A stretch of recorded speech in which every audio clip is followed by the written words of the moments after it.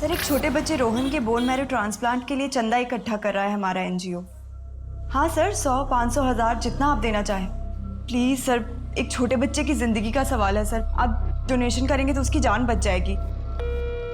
Hello शरद Shukla sir ने आपको अंदर बुलाया।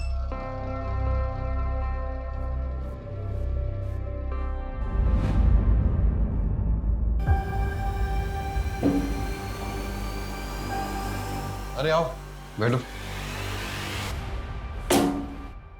शरद, 15 लाख इकट्ठा नहीं हुए, 3.5 लाख हो पाए हैं। मैंने अपनी पूरी कोशिश की। लोग डोनेशन के मामले में कतराते हैं।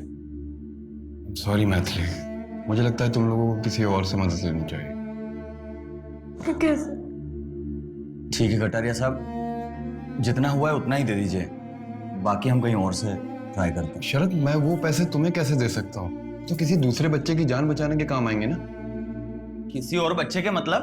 वो पैसा रोहन के लिए जमा हुआ है, आपको वो पैसा मुझे देना ही होगा। मेरी बात मैं समझ सकता हूँ तुम्हारी बेबसी को। ऐसी स्थिति में इंसान गुस्सा हो जाता है। मैं चाहूँ ना तो बाकी के सारे पैसे मैं गिफ्ट में दे सकता हूँ। उसके लिए मुझे तुमसे भी एक गिफ्ट चाहिए। इसको भेज दो ना मेरे पास 1 महीने के लिए। अरे अच्छा, 1 हफ्ते के लिए भेज देना।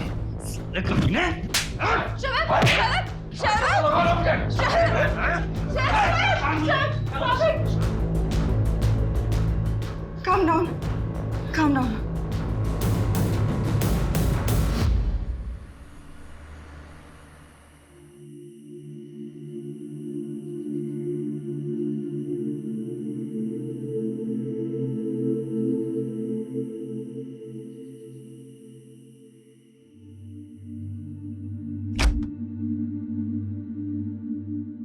ऐसी हरकतें रही ना तुम्हारी तो अपने बेटे से हाथ धो बैठोगे। अब वो करेगा कटारिया हमारी मदद? वो कटारिया हमारी मदद करने वाला था भी नहीं, साला चोर कमीना। उसे कोई फर्क नहीं पड़ता कोई जिए या मरे। तुम नहीं समझती कि वो क्या चाहता है। अच्छा, मैं नहीं समझूंगी। मुझे सब दिखता है कि तुम क्या चाहते हो। अपने बेटे से ज्यादा ना तुम्हें उस निकिता का ख्याल है। Calm down. मैथिली, बकवास बंद करो, पहले ही मेरा दिमाग खराब है। और रोहन की किस्मत खराब है कि तुम जैसा बाप मिला। अगर रोहन को कुछ हो गया तो उसके जिम्मेदार सिर्फ तुम होंगे।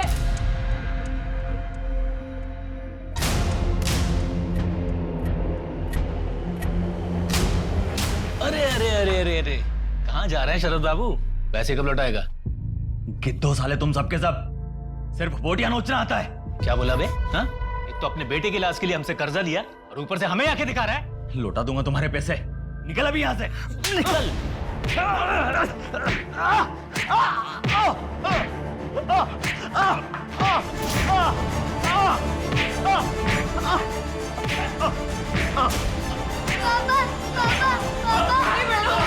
रोहन, जाओ ऊपर बेटा, ऊपर जाओ।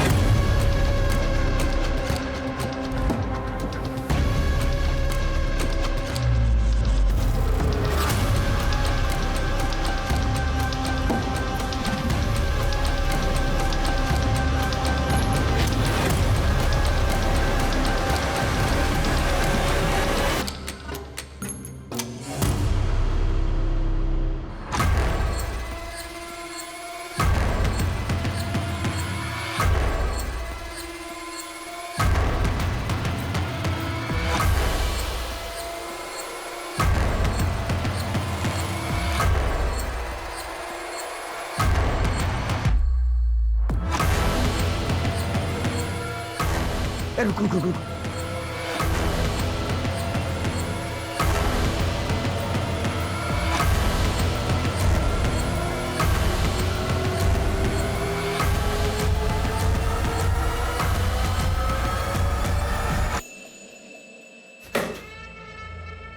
सारा पैसा ले गए। सर पुलिस को फोन करूं क्या? यादव, इसमें हवाला का भी पैसा था। पुलिस आएगी ना तो 10 सवाल करेगी। इस पेंटिंग के पीछे पैसा मैंने रखा था और इस बात को सिर्फ मैं जानता था। तिजोरी का पासवर्ड भी मुझे पता था। तो साले ये दोनों हैं कौन?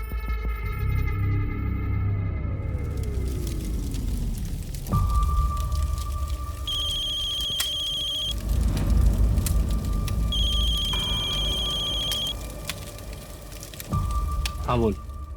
अभी आ जाऊं? आ जा। ठीक है, आधे घंटे में गेहूं खेड़ा के पास मिलते हैं। अरे वाह, मेरा शेर पढ़ाई कर रहा है। दवाई खाई बेटा? पापा आप कहीं जा रहे हैं क्या?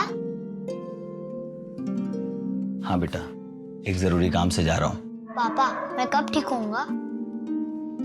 बहुत जल्दी बेटा। और ये सब जो कर रहा हूँ ये तुम्हारे लिए ही कर रहा हूँ।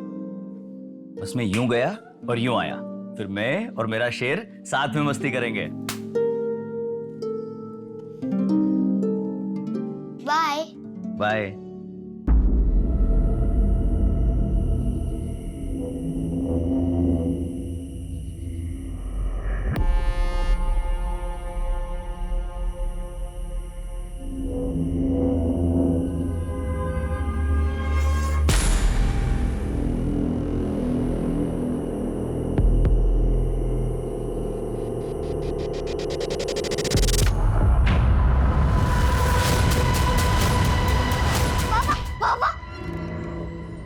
क्या हुआ? मम्मी मैंने बहुत बुरा सपना देखा। कब होते? सपने कभी सच नहीं होते। सो जा। आंखें बंद बेटा।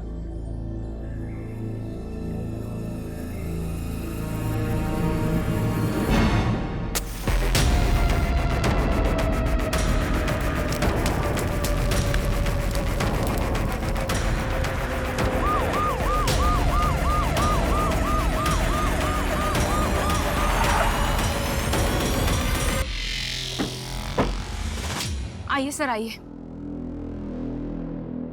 ये देखिए, बॉडी को बुरी तरीके से जला दिया गया है।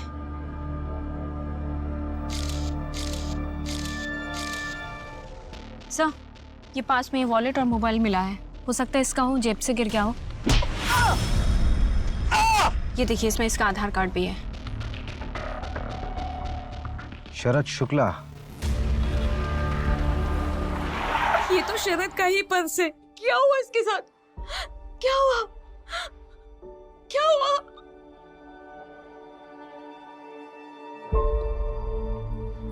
आओ बेटा, क्या नाम है आपका? रोहन। बहुत प्यारा नाम है। किस क्लास में पढ़ते हो आप? तीसरी। सब खत्म हो गया। अब क्या होगा हमारा?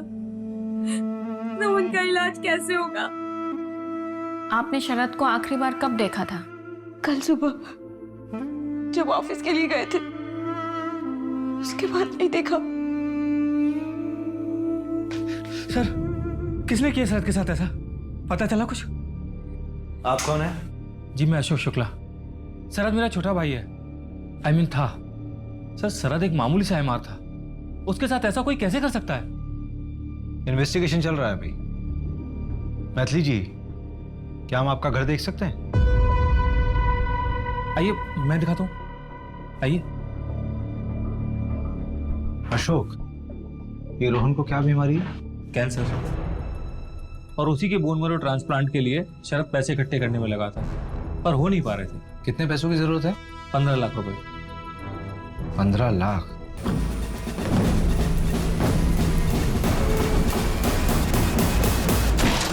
तो इतना सारा पैसा जुटाने का क्या प्लान था आप लोगों का?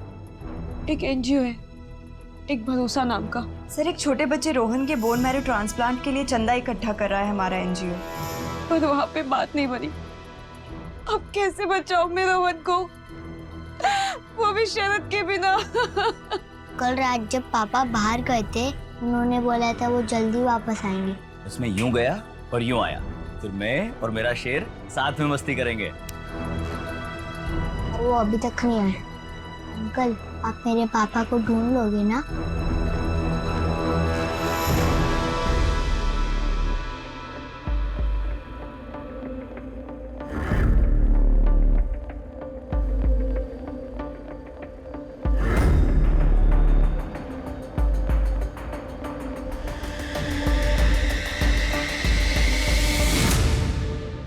ये जो आपके चेहरे पर निशान है, ये कैसे लगे? कुछ नहीं मैम, ऐसे ही गिर गई थी मैं। मेरा और शरद का झगड़ा हो गया था। हाथ उठाता था तुम पर? नहीं नहीं मैम, शरद ऐसा नहीं था, वो तो बहुत अच्छा पति था।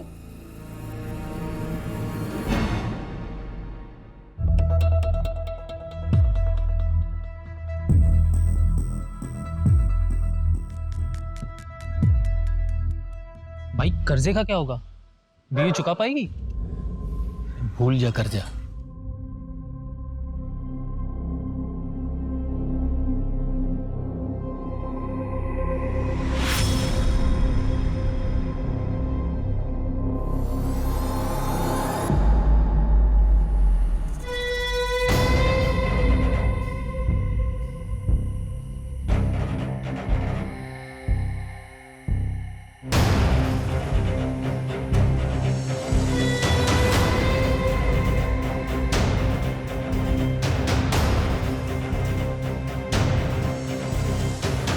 क्या हुआ? यहाँ क्यों बुलाया? पुलिस ने मेरे बारे में कुछ पूछा क्या? नहीं, पुलिस को कुछ नहीं मालूम है तुम्हारे बारे में। अच्छा यही होगा कि कुछ दिनों के लिए तुम ये शहर छोड़ के चले जाओ। शरद शुक्ला, आखिरी बार इसकी वाइफ ने इसको देखा था सुबह 12 मार्च को, और इसकी डेथ भी सेम डे हुई 12 मार्च को लेट नाइट। उसकी फैमिली में मैथिली उसकी वाइफ, शरद है, और रोहन बेटा जिसको मेडिकल इशू है, और अशोक इसका बड़ा भाई। शरद मेरा छोटा भाई है। इसका बड़ा भाई क्या करता है? सर ये कोई ना कोई नया बिजनेस करता रहता है, लेकिन चलता नहीं है। अभी भी ट्राई कर रहा है, और सर सुना है कि अपने बिजनेस के लिए कोई हवन वगैरह भी करता है। वैसे भी उसको देखकर लगा नहीं कि भाई के मरने का कोई दुख भी है उसको। एक तो ये मर्डर केस, ऊपर से एक चोरी का केस और आ गया। ऑलरेडी 3 चोरियां हो चुकी हैं, और आज ये चौथी चोरी है। यार रवि, क्रिमिनल पुलिस वालों का वर्कलोड देखकर क्राइम नहीं करते। अरे ये ना गलत लिखा हुआ है। क्या गलत लिखा हुआ? शरद 12 मार्च की सुबह नहीं, रात को आखिरी बार देखा गया था। किसने देखा था रात को? अरे जब वो रात को घर से बाहर निकला था तो अपने बेटे को बोलकर निकला था कि वो जल्दी वापस आ जाएगा। कल रात जब पापा बाहर गए थे, उन्होंने बोला था वो जल्दी वापस आएंगे।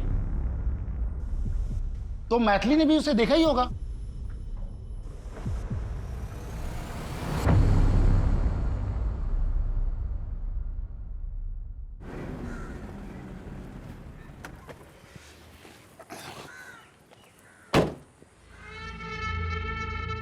यादव, हाँ सर। वो देख सीसीटीवी, इसकी फुटेज निकलवा, कुछ ना कुछ मिलेगा। साहब वो बहुत खड़ूस आदमी है, देगा नहीं। 2 घंटे के अंदर मुझे इसकी पूरी फुटेज चाहिए, समझा तू? जी सर। जाना आप। सर जी फुटेज मिल गया। आ जाओ।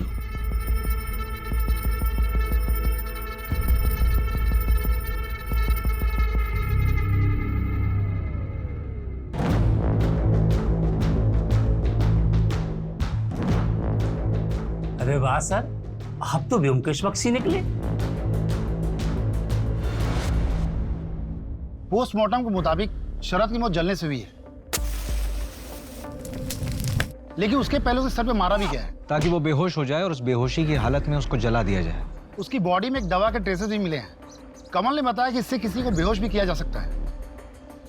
उस दवाई का इस्तेमाल डिप्रेशन के पेशेंट भी अक्सर किया करते हैं। शरद एमआर था, उसके बाद दवाइयों के सैंपल थे, और ये दवाई उसके घर पर भी मिली। रवि, हो सकता है कि घर के हालातों की वजह से वो डिप्रेशन में चला गया हो और उसने दवाई बिना प्रिस्क्रिप्शन के खुद ही ले ली हो। उसके ऑफिस वालों से बात करते हैं ना। सही कह रहे हो। मैथिली का क्या हुआ? कॉल रिकॉर्ड चेक किए हैं सर, लेकिन कुछ गड़बड़ तो नहीं लगी, लेकिन नजर रख रहे हैं सर। कहाँ जाती है, किससे मिलती है, देख रहे हैं।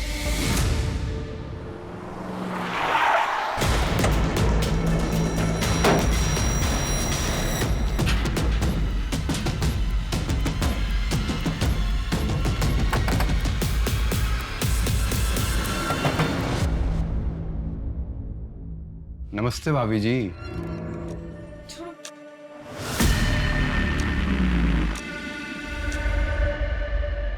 आपको पता था कि शरद सैंपल्स में से अपने लिए दवाइयां ले रहा था? काम तो उससे होता ही नहीं था। कोई भी डॉक्टर उससे मिलने के लिए टाइम देता ही नहीं था, और वैसे भी सारी दवाइयों के सैंपल्स उसी के पास पड़े रहते थे। लेता होगा, मुझे क्या पता उस बारे में। ऐसी दवाइयां लेने के बावजूद भी ऑफिस में वो मूर्खों जैसी हरकत करके गया है। Very good Yogesh. Thank you so much sir. Morning sir. Sir थोड़ा लेट हो गया, सॉरी सर। पूरे 50 मिनट लेट हो। सीखो कुछ योगेश से। 6 महीने पहले ही ज्वाइन किया है, एंड सी इज परफॉर्मेंस। कैसे हमारा सेल्स ग्रो कर रहा है। और तुम तो बस बहाने बनाने में पूरे हो। कभी माँ बीमार है, कभी बीबी बीमार है, कभी बच्चे को कैंसर है। ऐसे जब करोगे तुम। इसकी माँ भी बीमार है, लेकिन इसका ग्रोथ देखो। सर 47% ग्रोथ है। सर इसका ग्रोथ तो डाउन हो रहा है ना? बीच में बोलता है, मौके का फायदा उठाता है। खराब हो गया। Behave yourself. Get out from here. शरद, संभाल तेरी 2 घड़ी की नौकरी नहीं चाहिए मुझे। और तुझे तो मैं देख लूंगा साले। उस दिन से योगेश कभी ऑफिस में आया ही नहीं। हमने उसे काफी बार फोन किया, लेकिन उसका फोन ही स्विच ऑफ बता रहा है। हो सकता है कि वो शरद के डर से नहीं आता ऑफिस में। योगेश का एड्रेस मिल सकता है?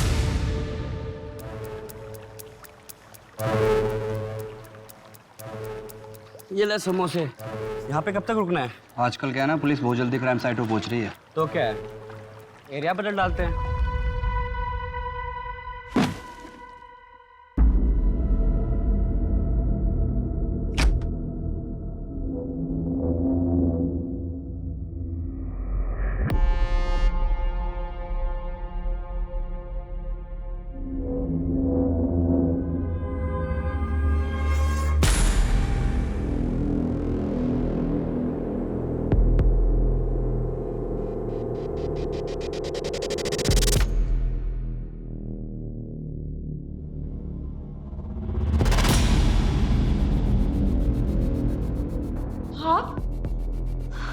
अब अंदर कैसे है? पैसे कहाँ है मैथिली? पैसों के बारे में आपको कैसे पता? आप जाइए यहाँ से और वापस मत आइएगा। अकेली औरत हो और परिवार में भी मैं ही अकेला मर्द बचा हूं। हर चीज में मैं ही काम आऊंगा।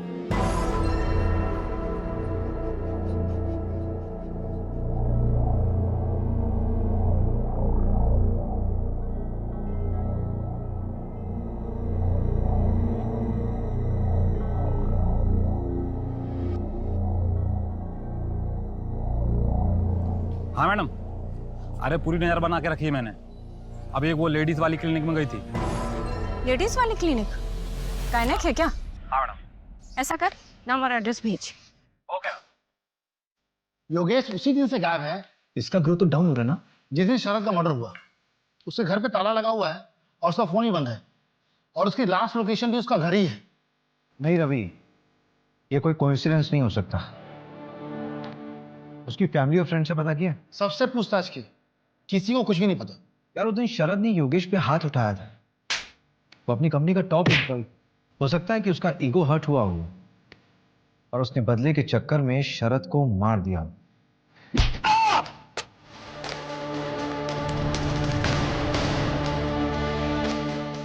ढूंढो से। ठीक है।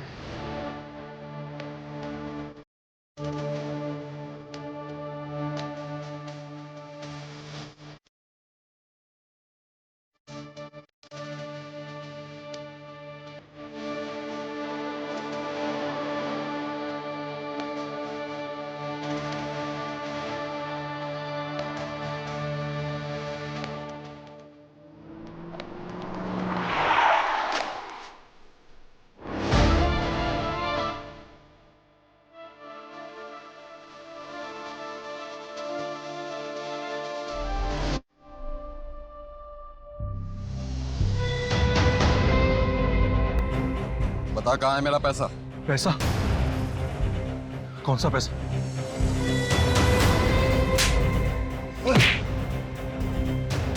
देख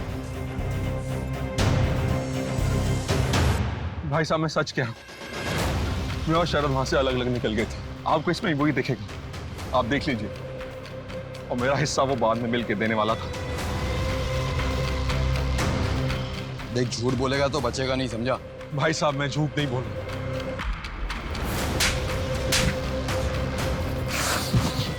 इस बार तो तुझे छोड़ दूं। अगर पता चला ना कि पैसे तूने छुपाए तो मर्डर केस बना दूंगा तेरा, समझा? बोले से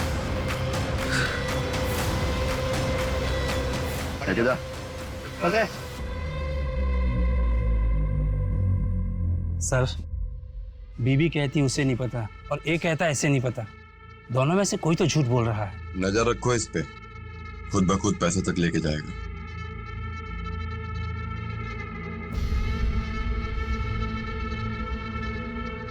यादव। हाँ सर। ये निकिता आज भी नहीं आई क्या? साहब 4 दिन से नहीं आई, फोन भी नहीं लग रहा है। मैथिली, तुम प्रेग्नेंट थी, तुमने अबॉर्शन कराया, क्यों? मैम वो अब शरद नहीं रहे ना, तो मैं अकेले दूसरा बच्चा कैसे संभालती? झूठ मत बोलो मैथिली, तुम्हारी रिपोर्ट पढ़ी है मैंने। तुम्हारे साथ जबरदस्ती हुई थी ना, चोट के निशान थे तुम पर।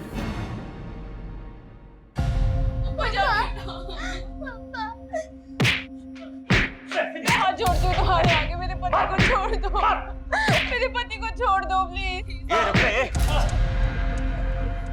ये सुन, जब तक तू पूरे पैसे नहीं दे देते ना, तब तक मैं सब कुछ शरद के सामने हुआ, उसने रोकने की कोशिश भी नहीं की। इस बात को लेकर तुम्हारे मन में शरद के लिए गुस्सा है? मैथिली, मैं बाहर जा रहा हूँ, कुछ देर में आता हूँ। मैंने पहले ही मना किया था, रोहन के इलाज के लिए जग्गू जैसे लोगों से कर्जा ना ले। हॉस्पिटल के बिल्स बढ़ते गए मैम, और कर्जा भी बढ़ता गया। मैथिली, ये सब तुमने हमें पहले क्यों नहीं बताया? फिर क्या करती मैम, मैं बहुत डरी हुई थी। शरद तो रहे नहीं, अगर मुझे भी कुछ हो जाता तो रोहन का कौन ध्यान रखता? हम हैं तुम्हारे साथ, ऐसा कुछ नहीं होगा। अच्छा मैथिली, तुम कुछ और तो नहीं छुपा रही हो ना? नमस्ते भाभी जी। नहीं मैम। मंजू, लेकिन मैथिली को ये बात हमें पहले बतानी चाहिए थी ना। सर, मुझे लगता है कि वो हमसे कुछ और भी छुपा रही है। क्या छुपा रही? वो तो पता नहीं, लेकिन शरद पर बहुत गुस्सा है। मंजू, कहीं ये मेन कल्प्रिट मैथिली तो नहीं है? सर, जग्गू भी तो हो सकता है। सस्पेक्ट तो बहुत से हैं। उठाओ से। Okay sir. देखिए, मैंने किसी को जलाया वलाया नहीं है। कोई सबूत है आपके पास? अगर सबूत है तो प्रूव करके दिखाइए। ज्यादा उछलने की जरूरत नहीं, समझा? जहां तक प्रूफ करने की बात है ना, तो तुझ पे रेप चार्जेस आराम से प्रूव किए जा सकते हैं। मैथिली का रेप किया ना तूने? क्या रेप? मैंने कोई रेप नहीं किया साहब। वो मैथिली ने बेचारी बनके रोते रोते आपसे बोला और आप लोगों ने यकीन कर लिया। अगर उससे बोलो कि मैंने उसका रेप किया है तो साबित करके दिखाए। देख जग्गू, एक्टिंग बंद कर। अरे एक्टिंग करनी होती तो मुंबई चला जाता हीरो बनने के लिए। मैथिली बोल रही है ना कि मैंने उसका रेप किया है, तो उसको बोलो कि साबित करे। मैं कसम खाकर बोलता हूं, जिस क्राइम के लिए बोलोगे मैं कन्फेस कर लूंगा। पहले ये साबित करो कि मैंने रेप किया है। टेस्ट कराओ, मेरा सैंपल लो। बैठ जा आराम से। बड़ा अच्छा क्रिमिनल है, कोऑपरेट कर रहा है। रवि, हाँ? सैंपल लो इसका। चल। मतलब मेरी मैं बात। चला जा। क्राइम सीन से 500 मीटर की दूरी पे एक सीसीटीवी मिला है।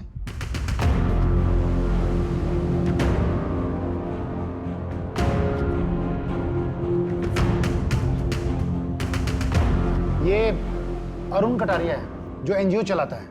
ये शरद के घर से निकलने के कुछ देर बाद का ही वीडियो है ना? हाँ, एक बात और, शरद ने घर से निकलने से पहले अपने बड़े भाई अशोक को कॉल किया था।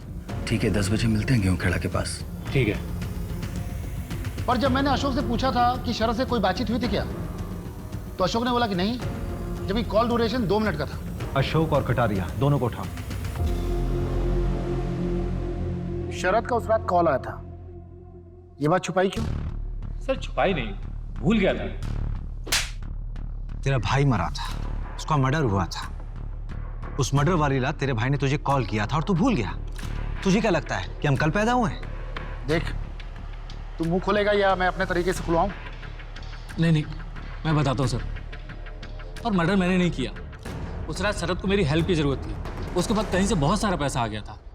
भैया मेरे पास ना कुछ पैसे हैं रोहन के इलाज के लिए, आप 1-2 दिन अपने पास रख लीजिए और आप ये बोलकर मैथिली के सामने दे दीजिएगा कि आपने कहीं से इंतजाम किया है रोहन के इलाज के लिए। मैथिली आप पर शक नहीं करेगी। अरे तुम्हारे पास इतने पैसे आए कहाँ से? वो मैं अभी नहीं बता सकता। ठीक है, 10 बजे मिलते हैं गेहूं खेड़ा के पास। ठीक है सर, मैंने उसका वहां पर काफी देर इंतजार किया पर वो वहां आई नहीं, और ये बात आप लोगों से इसलिए छुपाई कि आप लोग मुझ पर ही शक करते। देख, तूने बात छुपाई इसलिए शक करना तो बनता है। कहीं ऐसा तो नहीं कि शरद ने तुझे पैसे देने का आइडिया ही ड्रॉप कर दिया हो, इस वजह से तूने उसको मार दिया और पैसे चुरा लिए हो? तेरा बिजनेस तो वैसे ही ठप था ना, तो पैसों की जरूरत पड़ती, लालच आ गया होगा। नहीं नहीं सर, मैंने उसे नहीं मारा। पैसे कहाँ है मैथिली? तूने कुछ किया या नहीं किया ये तो हम पता कर लेंगे, लेकिन अगर कुछ किया होगा ना तो बचेगा नहीं। तो जिस वक्त तेरा फोन आया था उस वक्त का लोकेशन रतिबड़, ये जंगल के आसपास था। क्या कर रहा था वहां? सर वहां पर जानवरों को दाना डालने के लिए गया था, मेरा बिजनेस अच्छा चले इसके लिए।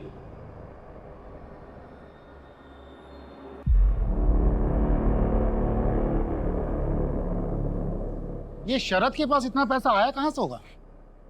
यार रवि, मुझे लगता है उसने कोई ना कोई कांड तो किया होगा और शायद इसी वजह से उसका मर्डर भी हो। कटारिया कहाँ है? अरे बड़ा एटीट्यूड दिखा रहा है, कह रहा है कोई ढंग का सबूत है तभी थाने बुलाओ, वरना ऑफिस आके बात करो। अच्छा चलो फिर।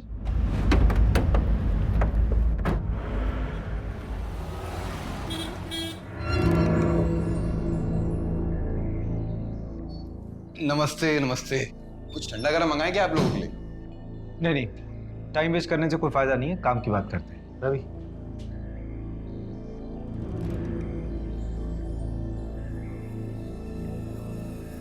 अच्छा दिख रहा हूं ना मैं? हाँ सर, एकदम हीरो। हीरो नहीं, विलेन। ये लीजिए सर। हाँ तो आप क्या पूछ रहे थे? शरद को क्यों मारा? मेरे ऑफिस से पैसे चुराए थे उसने और मारा नहीं, पीटा सर। मेरे पैसे चुराएगा? बता मेरा पैसा कहाँ है? सर वो मैंने हॉस्पिटल में जमा कर दिया। मैं कल लाके सर दे दूंगा पक्का। और अगर कल लाके नहीं दिया ना तो जिंदा जला दूंगा साथ। कल ले आऊंगा सर पक्का। दिख रहा है? जिंदा जला दूंगा ऐसा कहा था सर? शायद उस दिन माता बैठी थी जबान पे, मैंने तो बोला जला किसी और ने दिया। अरे सर, जब वो अगले दिन मेरे पास पैसे लेकर आने वाला था तो मैं उसे क्यों मारूंगा? इस फुटेज में साफ दिख रहा है तुम शरद के पीछे गए थे। अरे वहां मेरी गाड़ी खड़ी थी ना सर, इसलिए जाना पड़ा। अरे मैंने तो उसे छोड़ दिया, दया दिखाई, मारा नहीं उसे। तो तुम्हारे ऑफिस में जो चोरी हुई थी उसकी रिपोर्ट क्यों नहीं लिखवाई तुमने पुलिस में? वो क्या है ना सर कि पुलिस वालों पे मैं विश्वास नहीं करता, मैं अपने काम खुद कर लेता हूँ।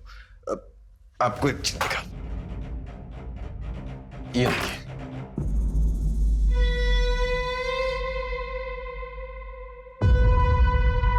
ये जो फोन में आपने फुटेज दिखाई ना मुझे, इसको इकट्ठा करने के लिए आपको 1 हफ्ता लग गया, लेकिन मैंने तो 1 दिन में इकट्ठा कर ली। अब बताइए, आपकी इन्वेस्टिगेशन में दम है या मेरी? वो दूसरा चोर कौन है? इन्वेस्टिगेशन चल रही है, पता चल जाएगा।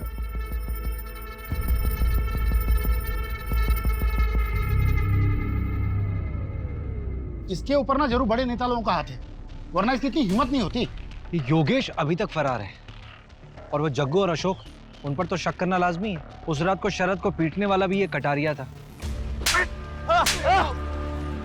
और जिस हिसाब से कॉन्फिडेंटली बात कर रहा है, लग तो रहा है कि मर्डर कोई और होगा, लेकिन ये भी हो सकता है कि हमें बेवकूफ बना रहा हो, सारा कांड इसी का किया हुआ हो।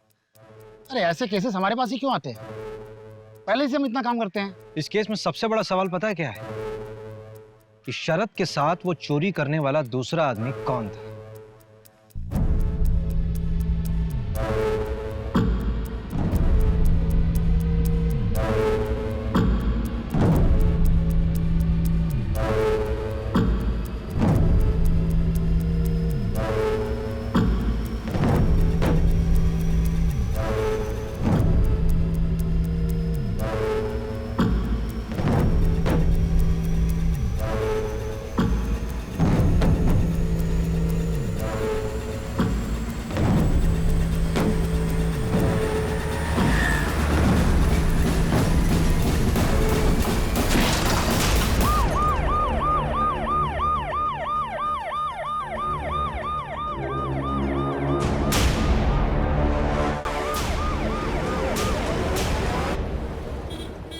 हाँ ठीक है। अशोक की ऑटोप्सी रिपोर्ट। कमल ने कमाल कर दिया, 12 घंटे बोला था, 10 घंटे में रिपोर्ट दे दी।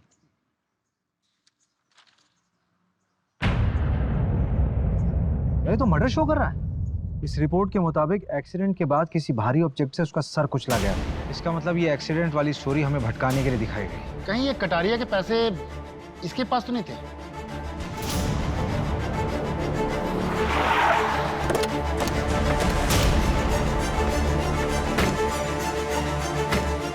इन्हें लॉकअप में अंदर डालो। सर, एक केस तो क्रैक हो गया है। यही है वो चोर जिन्होंने पूरे एरिया में आतंक फैला रखा था। मरोली में चोरी करते वक्त पकड़े गए हैं। शहर में इतने सीरियस क्राइम हो रहे हैं और तुम लोग चोरी वोरी करके हमारा काम क्यों बढ़ा रहे हो भाई? साहब हम तो सिर्फ छोटे मोटे चोर हैं और छोटी मोटी चोरी इसलिए करते हैं कि आप हम पे अपना टाइम बर्बाद ना करें। साहब सब कुछ बताते हैं, बस मारिए मत। इतनी आसानी से बता दोगे? साहब आप क्या चाहते हैं, एक जुर्म के लिए हम फांसी पे चढ़ जाए या आपकी मार खाते रहे? साहब हम जो भी काम करते थे प्लानिंग के साथ करते थे और आज तक हमने क्या किया है? भोपाल में 6 घरों में चोरी। टारगेट कैसे करते थे? हैप्पी नाइट बार है ना, उसमें बैठ के प्लानिंग करते थे। जो कोई ज़्यादा दारू पीता था और पैसे उड़ाता था उन्हीं का पीछा करते थे साहब। फिर उनके घर में चोरी की प्लानिंग करते थे साहब बस।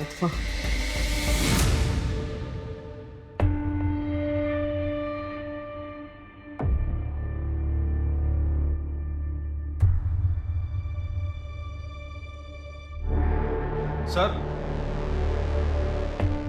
हाँ बोलो। सर मुझे पुलिस प्रोटेक्शन चाहिए। Police protection? जी सर। क्यों, कौन हो तुम? एक सेकंड, तुम वही हो ना शरद के साथ जो चोरी कर रहे थे कटारिया के वहां? हाँ सर। तुम्हें पुलिस प्रोटेक्शन चाहिए? चल चल चल, जेल में डालेंगे तुमको। वहां ना A1 पुलिस प्रोटेक्शन मिलेगी तुमको। चले चल। सर मैं मानता हूँ कि मैंने चोरी की है, पर अब पैसे मेरे पास नहीं है सर, और शरद की मौत के बाद मेरी जान को भी खतरा है सर। पैसे किसके पास है? मुझे नहीं पता सर किसके पास है, हो सकता है शरद की गर्लफ्रेंड के पास हो। शरद की गर्लफ्रेंड? जी सर, निकिता।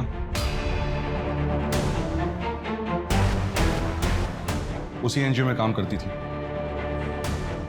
मैथिली भाभी ने बताया नहीं आपको?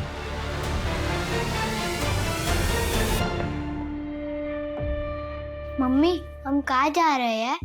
हम जबलपुर जा रहे, तुम्हारी मौसी के यहाँ। अशोक अंकल भी आएंगे क्या हमारे साथ? नहीं, अब वो कभी नहीं आएंगे। बेटा हम ये शहर छोड़ के जा रहे हैं, तुम्हारी मौसी के यहीं पे तुम्हारा इलाज होगा, ठीक है? तुम यही रुको, मैं अभी आती हूँ।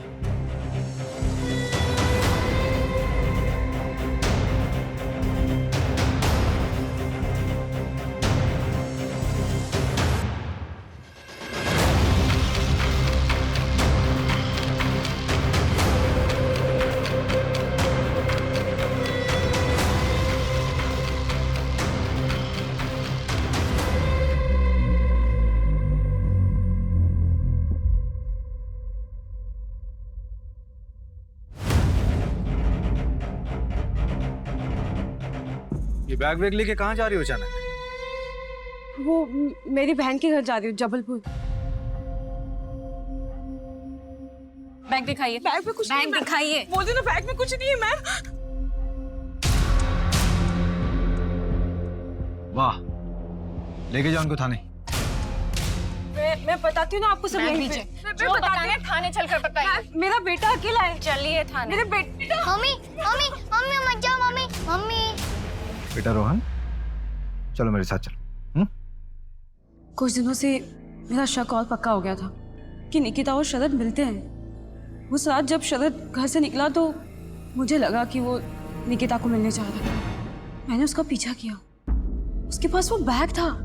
शरद को समझ आ गया था कि उसका कोई पीछा कर रहा है।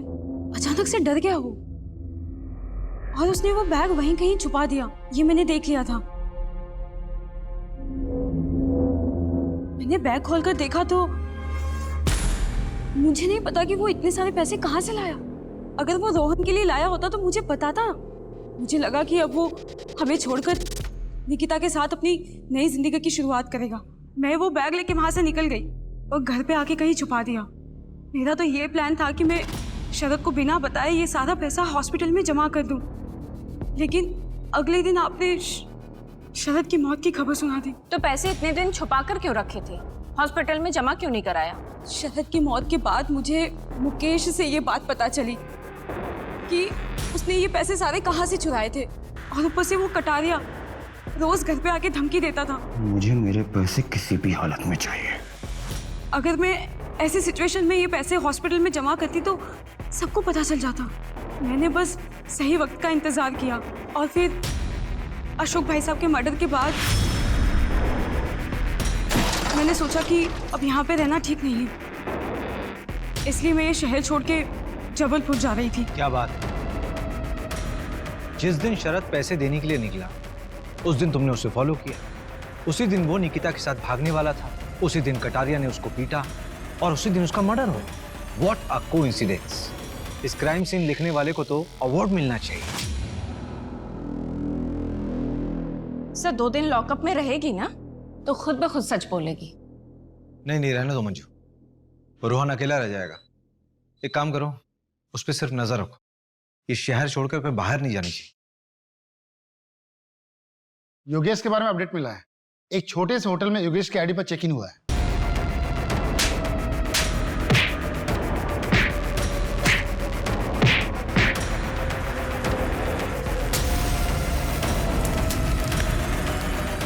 बस 2 ही दिन रुका था, कल ही चेकआउट किया।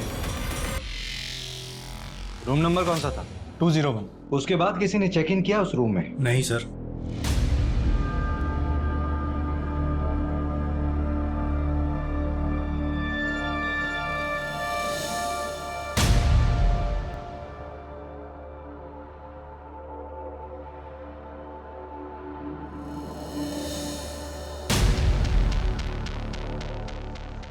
रवि, ये बंदा 2 या 3 दिन में होटल बदलता होगा। बहुत स्मार्ट बंदा है।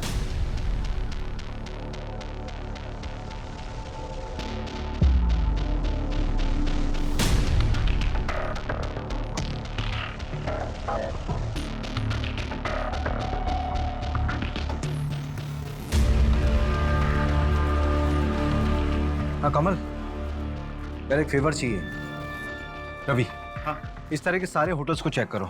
हो सकता है किसी ऐसी होटल में रुका हो, और शहर के जितने भी एग्जिट पॉइंट है, चाहे वो बस स्टॉप हो, टोल नाका हो, स्टेशन हो या फिर एयरपोर्ट हो, मुझे सबके सीसीटीवी फुटेज चाहिए। यार ये बंदा अगर शहर के बाहर निकल गया होगा फिर तो उसको ट्रैक करना होगा। ठीक है। हाँ मंजू बोलो। सर कटारिया की डिटेल्स निकाले तो पता चला कि इनकम टैक्स डिपार्टमेंट की इन्वेस्टिगेशन चल रही है उसके ऊपर।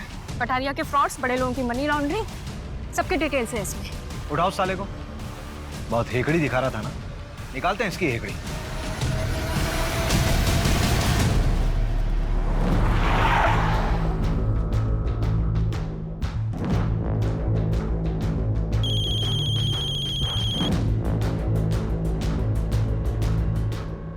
हेलो भाभी, सुना है पैसे का बैग आपके पास था, कहीं शरद को आपने तो नहीं?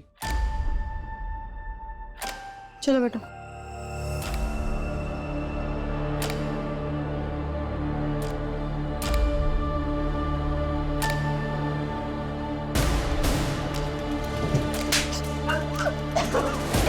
निकिता ठीक हो तुम? बैठो यहाँ पर। निकिता लंबी सांस लो, आराम से। पानी पियोगी? फोर्स और इन्फॉर्मेंट सभी लगे हुए हैं। एक होटल की चेकिंग चल रही है। वो शहर से बाहर गया हुआ है, ऐसी कोई जानकारी भी नहीं है। हाँ कमल बोल। हाँ बिट्टू बोल।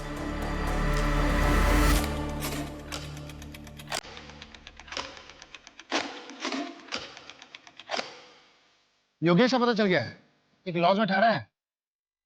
चल।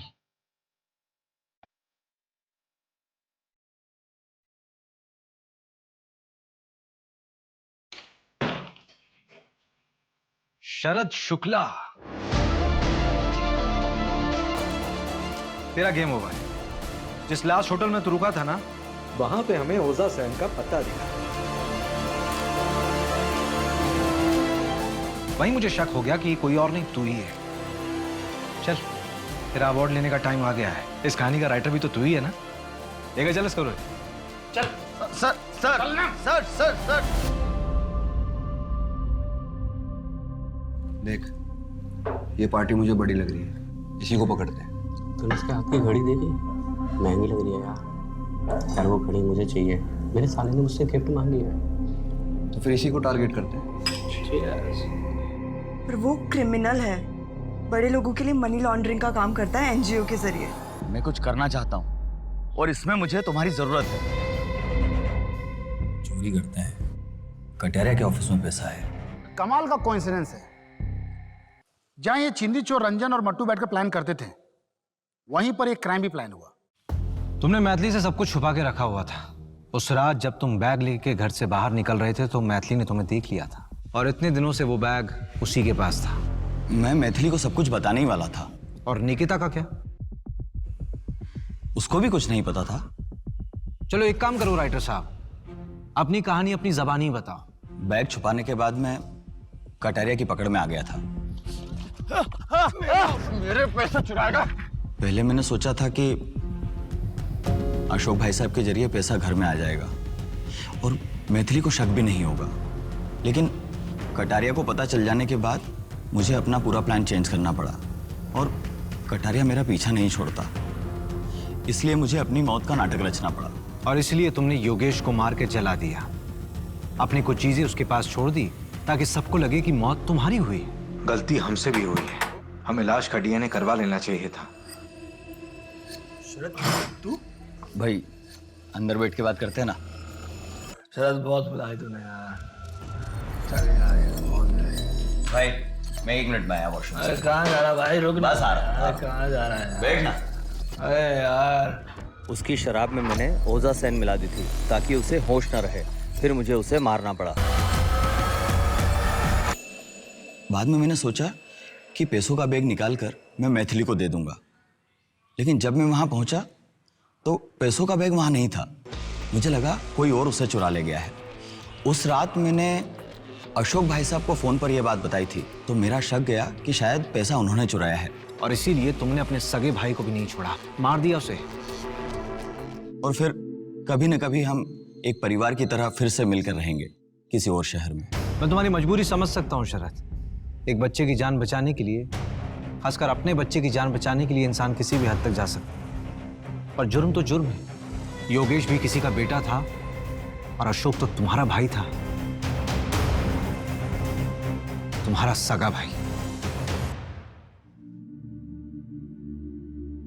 इस बैग में 13 लाख रुपए एनजीओ में लोगों ने डोनेट किए थे रोहन के नाम पे। ये सारे पैसे रोहन के ही हैं।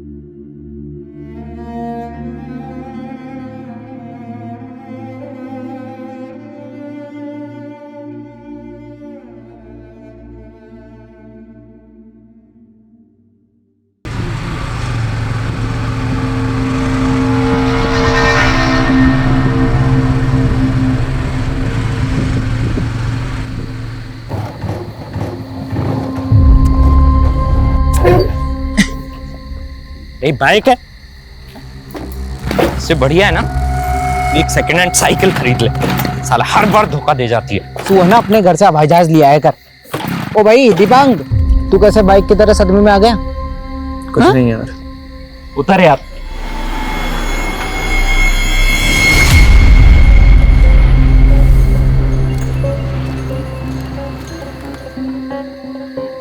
यार कोई गाड़ी भी नहीं आ रही। आएगी राजू भाई आएगी। सुना, देख अब कोई गाड़ी है ना तो तू हाथ दे देना। वो क्या है ना, हम तीनों में तू हैंडसम दिखता है तो तुझे देख के है ना रुकेगी गाड़ी। गाड़ी रोक देगा। सुन रहा है ना भाई? ओ भाई अरे हाँ? अरे सुनना, गाड़ी आ रही है। चल चल हाथ दी।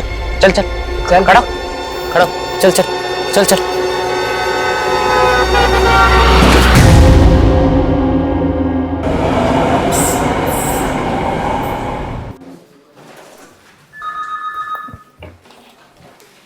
Hit and run case?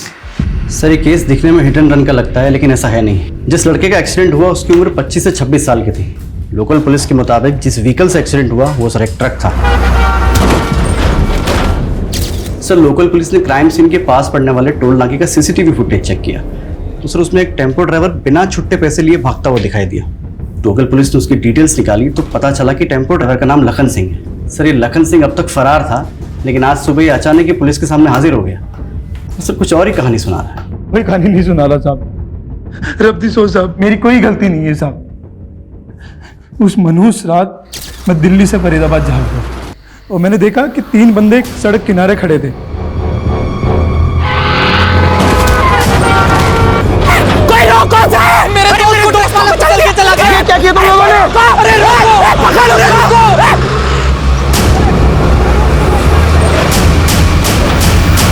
साहब वो लड़का मेरी गाड़ी के सामने नहीं आया था साहब, उसे धकेला गया था।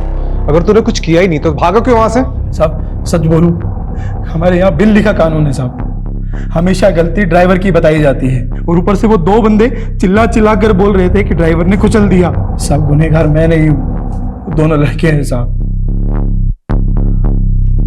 उन दोनों लड़कों का चेहरा देखा था? साहब सब कुछ इतना जल्दी जल्दी हो गया कि मुझे देखने समझने का होश ही नहीं था।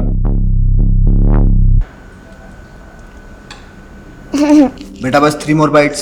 नहीं पापा, मेरा पेट हाउसफुल हो गया है और नहीं खा सकते। माँ पेट हाउसफुल हो गया है, कोई बात नहीं। फिर जो मैं आइसक्रीम लेकर आया हूँ वो कौन खाएगा? नहीं नहीं, आइसक्रीम खा लूंगी। आइसक्रीम के लिए बहुत जगह है पेट में। अच्छा तो फिर थोड़ी सी जगह इस राइस के लिए भी। दादी बोलो ना। ना, इस मामले में दादी की कोई दादागिरी नहीं चलेगी। दादी की दादागिरी नहीं, दादी की दादीगिरी।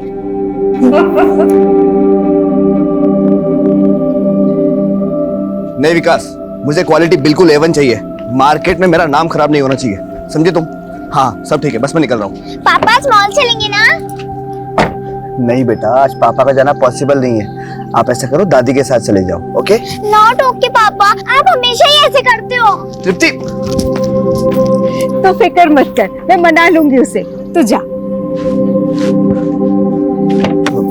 घनश्याम जी साहब। तुम ऐसा करो, मुझे गाड़ी की जरूरत नहीं है, तुम माँ को और तृप्ति को मॉल ले जाना। जी साहब। जी माँ। माँ जी, आपने साहब की शादी का इश्तेहार दिया था, कोई लड़की मिली क्या? अभी तक तो नहीं। समझ सकता हूँ माँ जी, बिना माँ के बड़ा होना बहुत मुश्किल काम है। मैं तजुर्बे से कह सकता हूँ। जानती हूँ, कोशिश तो कर रहे हैं। लड़की चाहे किसी भी जात बिरादरी की हो, चाहे छोटे घर की हो, हमें ऐतराज नहीं है। बस लड़की ऐसी होनी चाहिए जो तृप्ति और धनुष दोनों को संभाल सके। छोटा मुंह बड़ी बात माँ जी, आपने इतनी बड़ी बात कही इसलिए हिम्मत कर रहा हूँ। एक लड़की है मेरे पहचान की, करनाल में रहती है, बेचारी का बाप गुजर गया। माँ और भाई चाहते हैं कि उसकी शादी किसी भले घर में हो जाए। आप कहें तो मैं बात चलाऊं? लड़की सच्चा सोना है माँ जी। मेरे ख्याल से कोर्टनरी सही रहेगी, अगर आपको बुरा ना लगे तो। अरे धनुष जी, इसमें बुरा मानने वाली भला क्या बात है? और हम समझते हैं सारी बातें, और वैसे भी हमारी बहना बहुत ही सिंपल है, तो इतना तामझाम करने की वैसे भी कोई जरूरत नहीं। और देखो तो तृप्ति कितना घुल मिल गई है अभी से श्वेता से। पास में ही हमारे कुल देवी जी का मंदिर है और इसके पिताजी भी चाहते थे कि उसकी शादी वहीं से हो। ये सही कहा माँ। तो जीजा जी, कोर्ट मैरिज बाद में कर लेंगे, अभी इस मुहूर्त में शादी कर लेते हैं। हाँ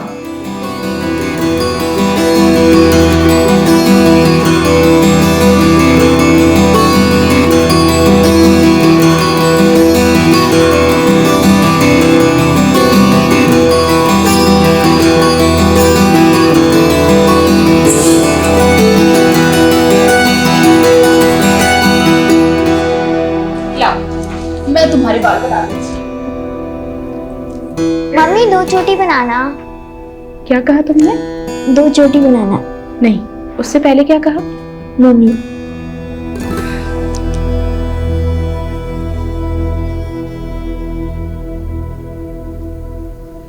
दिल खुश हो गया।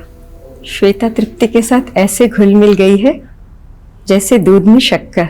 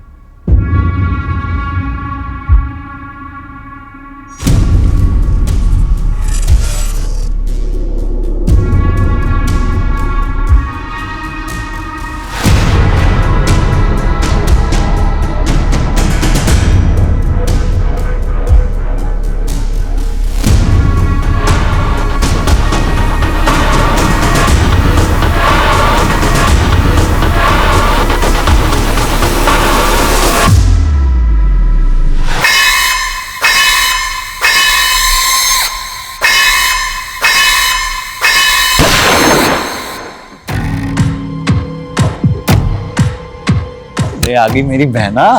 कितनी बार कहा है तुझे बहन मत बोला कर यार। ये देख।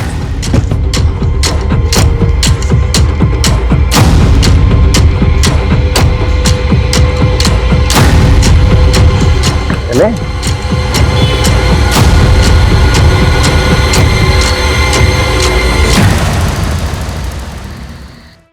डॉक्टर 3 दिन पहले जो हिट एंड रन का केस आया था उसमें नया ट्विस्ट सामने आया। कैसा ट्विस्ट? हमें वो ट्रक ड्राइवर मिला है। उसका कहना है कि 2 लड़कों ने विक्टिम को ट्रक के नीचे धकेल दिया। मतलब ये मर्डर हुआ। मुझे भी पोस्टमार्टम करते वक्त डाउट हुआ था। विक्टिम की बॉडी पर कुछ पुराने जख्म के निशान दिखे थे मुझे, मानो विक्टिम को बुरी तरह से मारा पीटा गया।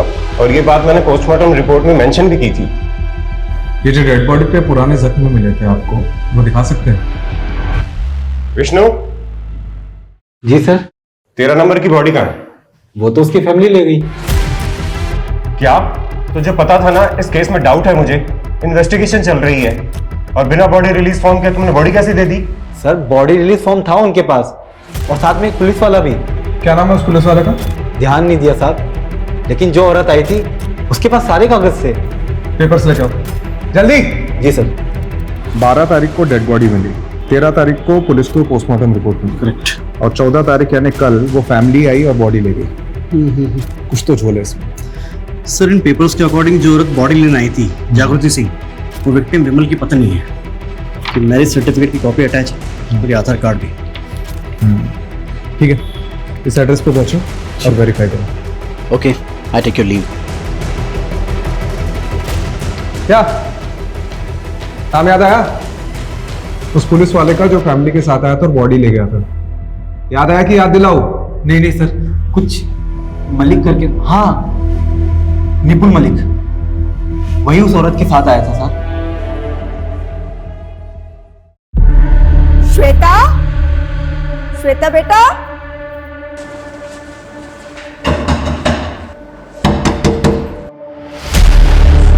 धनुष, धनुष, धनुष, धनुष। यस, ये जाम तेजस्वी के लेटेस्ट विक्टिम धनुष के नाम। और सुनो, पिछली 3 शादियों में जितना माल बटोरा है ना, वो सिर्फ इस एक शादी में हमने उठाया है। और ये बहुत ही बड़ा वाला बकरा था धनुष। इस बार धनुष से भी तगड़ा बकरा ढूंढा है मैंने गिरीश। अच्छा? हाँ। क्यों? कहाँ से है मेरा अगला दूल्हा? भोपाल।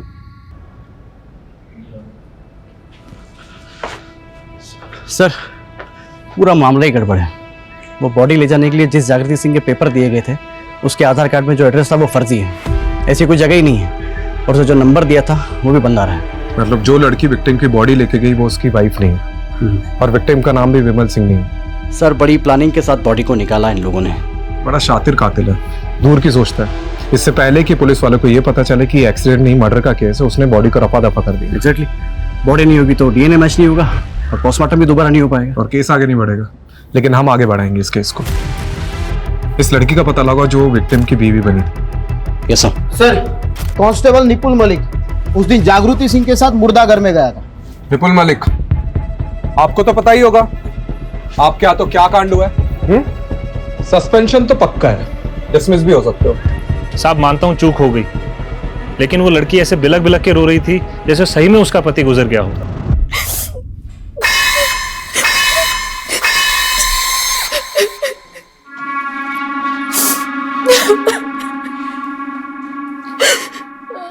ले पानी पी। फिर 2 घंटे से आंसू बहा रही है, यूं रोने से कुछ ना मिलेगा। फिर देख आज तो सांप भी ना आए, तू कल आना। साहब बहुत बीती है मुझ पे साहब, अब आप थोड़ी सी मदद कर दीजिए साहब। ये सारे कागज है मेरे पास। अरे बस बस, ये ड्यूटी खत्म होने दे, फिर करता हूँ कुछ, तब तक बैठ यहाँ। अच्छा, उसने 2 आंसू बहाए और तुम्हारी बुद्धि बह गई हैं?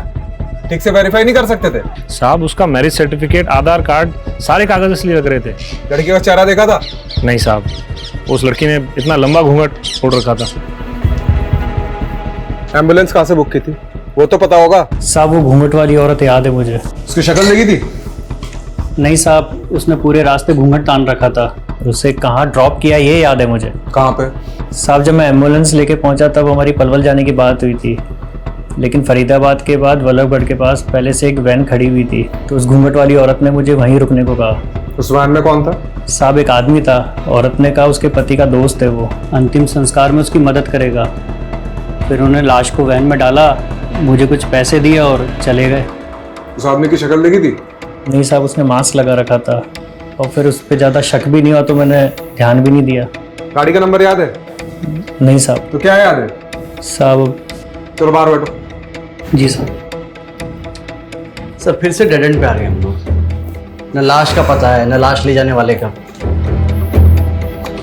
कमलेश, अब आखिरी रास्ता यही बचता है, एक कर्मा वाला टैटू जो विक्टिम की बॉडी पर भी था। पिछले 2-3 महीनों में जितनी मिसिंग रिपोर्ट्स आई है जो विक्टिम के प्रोफाइल से मैच होती है, सबको खंगालो। करेक्ट। इसको जानती हैं अंशुला को? हाँ। कौन? गिरीश। हाँ। ये वसंत नागपाल को क्यों रिजेक्ट किया? नहीं तो एनआरआई है भाई। अरे मामा, पूरा ऐड तो पढ़ लिया करो भाई। आईएस फैमिली से बिलोंग करता है, कल को हमारा ब्रेकिंग न्यूज बन जाएगा। क्या मामा आप भी। ये देखो, अनुज अग्रवाल, लखनऊ का है, डायमंड व्यापारी। अपनी तेजा के लिए सही रहेगा। क्यों बहना? क्या है? कितनी बार कहा तुझे बहन मत बुला कर। मुझे तो बस तेरे साथ जोड़ी बनानी है। नकली शादी बहुत की, असली शादी तो तुझसे ही करूंगी। अच्छा तेजू गिरीश, मैं ऐसा करता हूँ, इस अनुज अग्रवाल के इलाके में जाकर तेजू के गुणगान फैलाता हूँ। ओके। और तुम इसकी सोशल मीडिया पे एक नई आईडी बनाओ, कम से कम 5 साल की टाइमलाइन हो।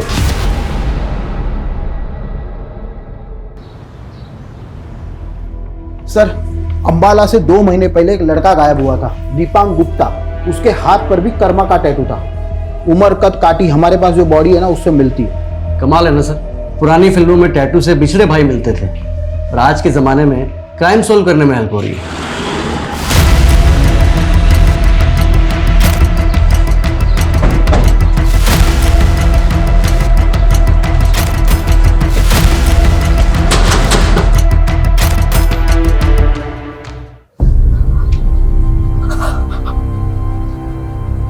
दीपांक!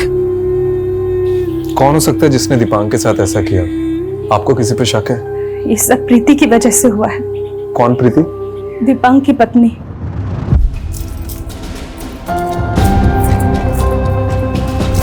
अरे अच्छा मुझे छोड़ो, मुझे नहीं पता था कि तुम इतने चिपकू हो। अच्छा जी, तो मुझे भी कहाँ पता था कि तुम इतनी बड़ी स्कॉलर निकलोगी। इसका एग्जाम क्लियर करना कोई मजाक थोड़ी ना है। लेकिन मुझे ना एक टेंशन है, कहीं तुम मुझे लंदन जाके भूल गई तो? हो भी सकता है। अब तो मैं तुम्हें कहीं नहीं जाने दूंगा। प्रीति, फ्लाइट का टाइम हो रहा है, जल्दी आओ। हाँ हाँ। अपना चेहरा देखो, मैं ना तुम्हारा ये एक्सप्रेशन कभी नहीं भूलने वाली। इसी बहाने तुम मुझे याद तो रखोगी। मुझे नहीं पता प्रीति कि तुम मेरे बिना रह पाओगी या नहीं, लेकिन तुम्हारे बिना रहना मेरे लिए बहुत मुश्किल है। और तुम ना मुझे प्रॉमिस करो कि तुम लंदन जाके रोज मुझे कॉल करोगी, तो मुझे भूलोगी नहीं। ये भी कोई कहने वाली बात है? मैं तुम्हें रोज फोन करूंगी।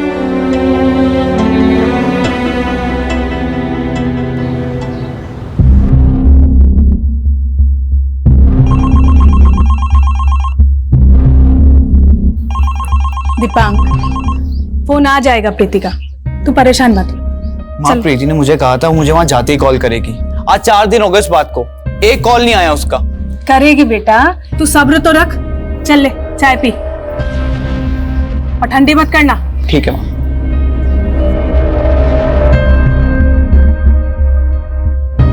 The number you are trying to reach is currently unavailable. Please try again later.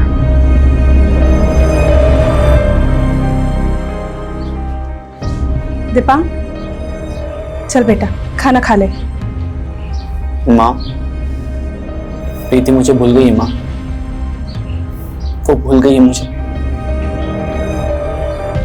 बेटा ऐसे कैसे भूल सकती है वो? चल मेरे साथ चल, प्रीति के भाई के घर चलते हैं।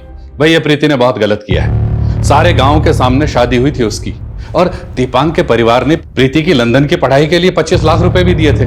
और अब लंदन पहुंचकर प्रीति ने तो सारे रिश्ते ही तोड़ लिए दीपांक से। प्रीति अपने परिवार के साथ साथ पूरे गांव का नाम मिट्टी में मिला रही है। सरपंच जी, मैं मानता हूं कि दीपांक और इसके परिवार ने काफी मदद की है हमारी। मैं समझाऊंगा प्रीति को, आप बस इतना। गौरव, 6 महीने गुजर चुके हैं और अब बात समझने की नहीं है, अब बात सजा देने की है। तुम्हारी वो खेतबाड़ी के पास वाली जमीन है, अब तुम वो दीपांक के नाम करोगे। तुम्हारे पास 1 महीने का वक्त है। अगर इस दौरान प्रीति लौटकर दीपांक के पास वापस आती है तो तुम्हें तुम्हारी जमीन वापस मिल जाएगी, वरना वो जमीन दीपांक की हो जाएगी हमेशा के लिए। यही पंचायत का फैसला है। एक दिन अचानक प्रीति का फोन आया और उसने दीपांक को मिलने के लिए अपने मायके बुलाया।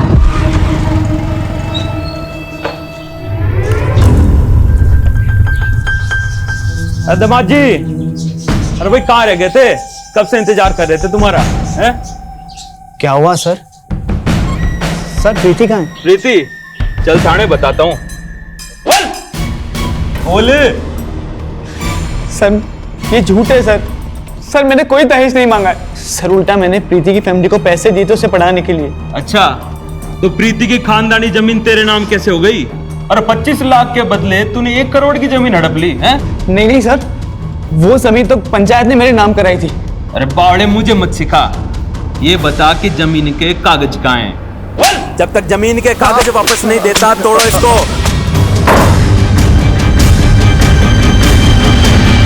दीपांक, बेटा दरवाजा खोल। दीपांक, बेटा दरवाजा खोल। दीपांक, जल्दी आओ सब यहाँ। दीपांक, दीपांक, ये क्या कर रहा था तू? पागल हो गया है। दीपांक ने जिस दिन सुसाइड करने की कोशिश की, मैं बहुत घबरा गई थी, लेकिन उसके बाद वो नॉर्मल होने लगा। मुझे लगा धीरे धीरे वो सब कुछ भूल जाएगा, लेकिन अचानक वो बिना बताए कहीं चला गया। लेकिन एक चिट्ठी छोड़ गया मेरे नाम। माँ, मैंने बहुत सह लिया है। प्रीति ने मेरा फायदा उठाया। उसे क्या लगता है मैं टूट जाऊंगा? नहीं माँ, मैंने ठान लिया है। मैं लंदन जाऊंगा और प्रीति से बदला लूंगा, और तभी तुम्हें अपनी शक्ल दिखाऊंगा। तुम्हारा दीपांक। दीपांक की डेड बॉडी लेने एक लड़की आई थी, कौन हो सकती है? प्रीति के अलावा और कौन हो सकती है? प्रीति तो लंदन में है ना। सुना था पिछले महीने ही इंडिया आई है। सर, मेरे बेटे को प्रीति ने ही मारा है। ये प्रीति के घर का एड्रेस तो होगा आपके पास?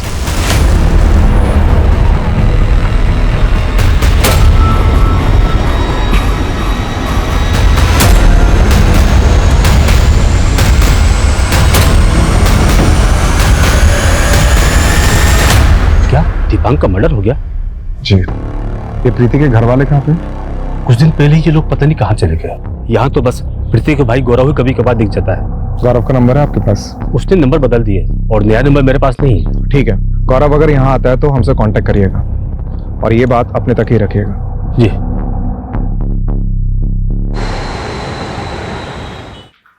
सर, वो प्रीति का भाई गौरव अम्बाला से लौटा है। उसके पड़ोसी का फोन आया था, लेकिन सर लगता है उसे इस बात की भनक लग गई कि हम लोग उसे ढूंढ रहे हैं।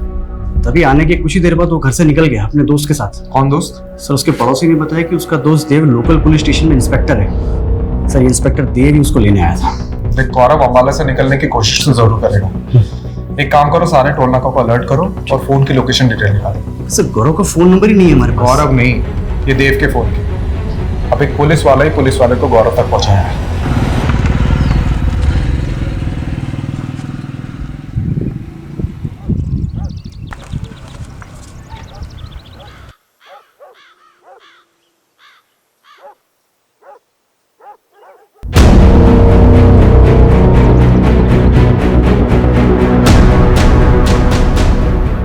लगता है गौरव इसी घर में। अच्छा मौका है। रस्तोगी। जी सर।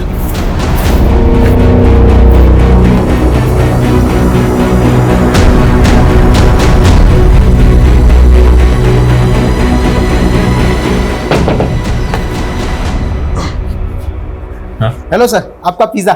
मैंने तो कोई पिज्जा ऑर्डर नहीं किया। आपने नहीं किया है, आपकी बहन प्रीति ने किया है, लंदन से। अभी क्या बात हो गई? क्या दिक्कत है भाई? पुलिस वाला हूं मैं। चिंटू सर। पुलिस वाले तो हम भी हैं इंस्पेक्टर देव। लेकिन पता है हम दोनों में फर्क क्या है? तूने दोस्त के लिए कानून तोड़ा है और अब हम कानून के लिए तेरे दोस्त को तोड़े। अरे सर मैंने कुछ नहीं किया। सर बात सुनिए सर।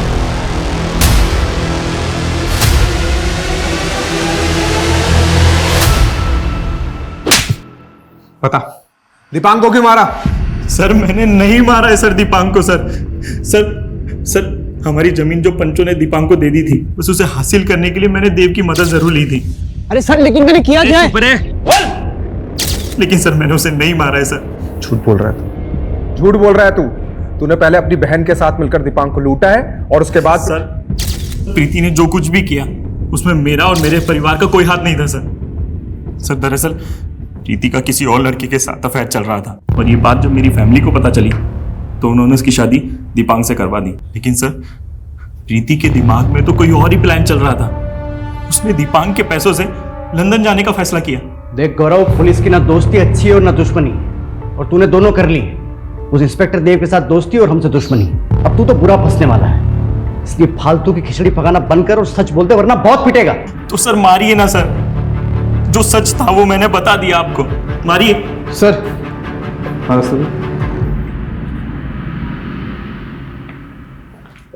सर वो गड़बड़ हो गई, नितिन सर ने आपको बुलाया है। राजीव, मैं कुछ ही सुनूंगा, तुम सुनो, और जो कुछ भी मैं पूछूं उसका जवाब सिर्फ हाँ या ना में दो। तुम अम्बाला बिना वारंट के गए थे? हाँ सर, लेकिन बस वहां की लोकल पुलिस को इन्फॉर्म किया था जाने से पहले? No sir. गौरव के खिलाफ कोई सॉलिड प्रूफ है तुम्हारे पास? No sir. Great. Rajiv, now you tell me, तुम्हारे इस इलीगल कंडक्ट के लिए मुझे तुम्हें सस्पेंड करना चाहिए या नहीं? तुम्हें सस्पेंशन से बचने के लिए एक और मौका दे रहा हूं। गौरव को तुरंत रिहा करो, लोकल पुलिस से माफी मांगो and shut the case. Sir मैं माफी मांग लूंगा और गौरव को भी रिहा कर दूंगा, लेकिन प्लीज ये केस मुझे हैंडल करने दीजिए प्लीज। राजीव, ऑलरेडी कई पेंडिंग केसेस हैं तुम्हारे पास और इस केस में काफी एनर्जी, टाइम और रिसोर्सेज वेस्ट कर चुके हो तुम। कुछ हाथ लगा। लेकिन सर मैं ऑर्डर फॉलो करो, नहीं तो मुझे तुम्हारा सस्पेंशन ऑर्डर टाइप करना होगा। सोच लो।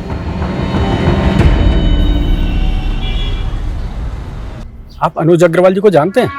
हाँ, अनुज अग्रवाल जी बहुत ही शरीफ बंदा है और डायमंड का बहुत बड़ा व्यापारी है। ये बात तो मैं भी जानता हूँ भाई जी। आप उनके खानदान के बारे में बताइए। क्यों भाई, बेटी बयानी है क्या? ऐसा ही कुछ समझ लो। मेरा छोटा भाई है, उसकी बेटी है भूमि, बस उसकी शादी के लिए लड़का देख रहे हैं भाई।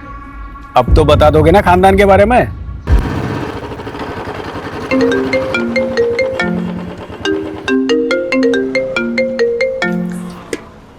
हेलो सर, आपके पुराने केस की लीड आपको फॉलो करते हुए हेड ऑफिस तक आप पहुंचिए।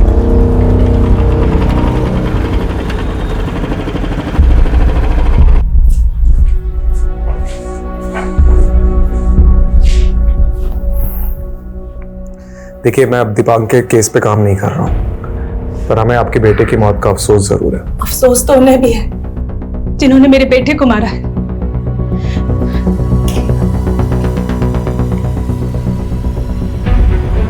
आपके बेटे दीपांक की मौत का दुख है हमें, हम माफी चाहते हैं। दीपांक की कमी कोई पूरी नहीं कर सकता, लेकिन एक छोटी सी रकम भेज रहे हैं, शायद आपके काम आए। कल रात ही मैसेज आया और उसके कुछ देर बाद दीपांक के अकाउंट पे किसी ने 12 लाख डिपॉजिट करवा दिए। सर, मुझे पैसे या माफी नहीं चाहिए, इंसाफ चाहिए अपने बेटे के लिए, इसलिए मैं आपके पास आई हूँ। देखिए, इस केस को ऑफिशियली रीओपन कराना मुश्किल है, फिर भी मैं अपनी तरफ से कोशिश करता हूं पता लगाने की।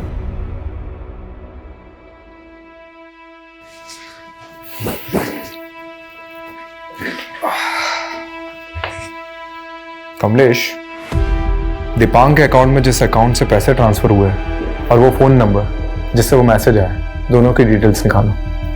और हाँ, सब कुछ ऑफ द रिकॉर्ड होना चाहिए। बस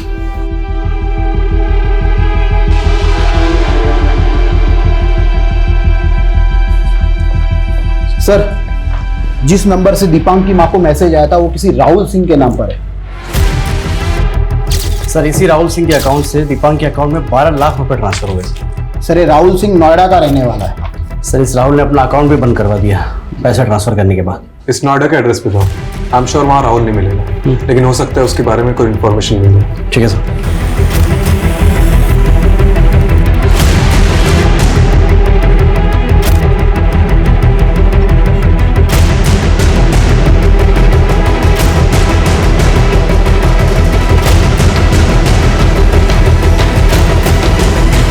सर, आपका शक सही था। राहुल अब वहां नहीं रहता, लेकिन 1 साल पहले रहा करता था। उसके मकान मालिक ने बताया कि राहुल के जाने के 1 महीने के अंदर कई बार पुलिस उसकी तलाश में आई थी। किस लिए? सर, सभी फ्रॉड केसेस।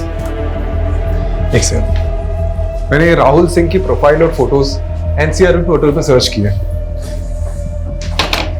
उसके नाम पे एक केस रजिस्टर हुआ है जयपुर में, एबेटमेंट और सुसाइड का। धनुष दहिया नाम का बंदा था, जिसकी राहुल और उसकी टीम ने झूठी शादी करवाई थी, और उसके बाद उसे बेहोश करके उसकी बीवी सारा पैसा और जेवर लेके भाग गई। अब उसकी माँ का कहना है कि धनुष का मर्डर हुआ है। सर, ये राहुल जैसा फ्रॉड आदमी दीपांग की माँ को सामने से पैसे क्यों देगा, माफी क्यों मांगेगा? ये जयपुर में धनुष की फैमिली से मिलना पड़ेगा, हो सकता है कोई लीड मिल जाए।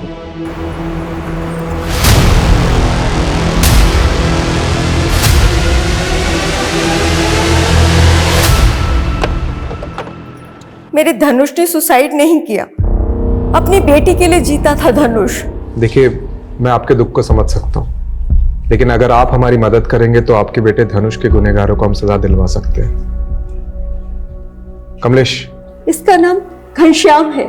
हादसे के कुछ दिन पहले ही हमने इसे ड्राइवर रखा था। अच्छा, ये लड़का भी उनके साथ था क्या? नहीं, मैंने इसे कभी नहीं देखा। आपके पास उस शादी के फोटोज तो होंगे? ये श्वेता है, ये इसका भाई रवि, और ये उन दोनों की माँ। सर, जिस तरीके से ठगा है इन लोगों को, पक्का ये भी प्रोफेशनल गैंग। ये इन लोगों का पहला कारनामा नहीं लग रहा है, इसके पहले भी कई कांड कर चुके होंगे। सर, मैं पता लगाता हूँ आसपास ऐसे कितने केसेस हैं, लेकिन जो भी करना है जल्दी करना है, क्योंकि ये गैंग शांत रहने वाला मुझसे नहीं है। पक्का अपना अगला शिकार ढूंढ रहे होंगे। हमेशा माँ की गोल देगा क्यों मुझे? कभी बड़ी बहन का भी दे दे। अरे बूढ़ी घोड़ी लाल लगाम, माँ का तो कैरेक्टर ठीक से कर कम से कम। और सुन, अगर टीप आ गई ना तो माँ की जगह दादी का कैरेक्टर दे दो। रहने दे तू बस। बढ़िया है, बड़ी बहन का कैरेक्टर करूंगा। और मुझे क्या रोल दोगे? छोटी बहन का? अरे रूपा मेरी जान, छोटी बहन का रोल दूंगा तुझे? पागल हूँ क्या? तुझे तो मैं अपनी वाइफ बनाऊंगा। गिरीश, रूपा जा पानी लेकर। वाह, क्या जालिम चाल है। क्या चल रहा है ये? इतनी बार कहा है तुझे उस रूपा से दूर रहने, समझ नहीं आता? पहले ही बता देती हूँ, नहीं बनेगी तेरी बीवी हो, समझा? तुम इतना गुस्सा क्यों करती हो? तू ही मेरी गर्लफ्रेंड, तू ही मेरी जन्नत, तू ही मेरी सब कुछ है। सच्ची? अरे अरे मुच्ची,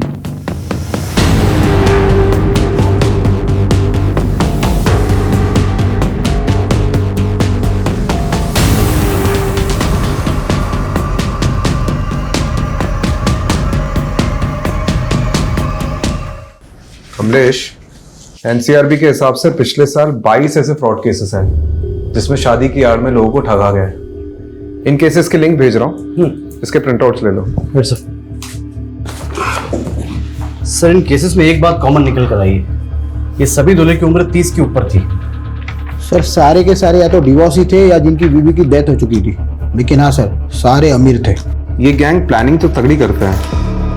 हर केस में सोशल मीडिया पे पूरी फैमिली की फेक प्रोफाइल बनाते हैं, सारे आईडीज बनाते हैं, और तो और जिस भी शहर में कांड करते हैं वहाँ बैंक अकाउंट भी खुलवाते हैं। इन शॉर्ट, अगर लड़के वाले बैकग्राउंड चेक करें तो उन्हें कुछ भी गलत ना दिखे, इस बात का पूरा ख्याल रखते हैं। और जैसे ही शादी होती है 24 घंटे में सब कुछ लूट के निकल जाते हैं और सारे सबूत मिटा देते हैं। इस गैंग के काम करने का तरीका तो पता चल गया, लेकिन ये टारगेट कैसे चुनते हैं उसे समझना बाकी है, ताकि अगला टारगेट कौन होगा और कहाँ होगा उसका पता चल सके। सर, एक केस जयपुर का, एक पानीपत, 2 मथुरा और एक दिल्ली का है। कुछ पैटर्न जैसा है नहीं इसमें। इन शहरों के सभी विक्टिम से मिलते हैं। इस केस के अंदर तक घुसना पड़ेगा, तभी कोई क्लू मिलेगा।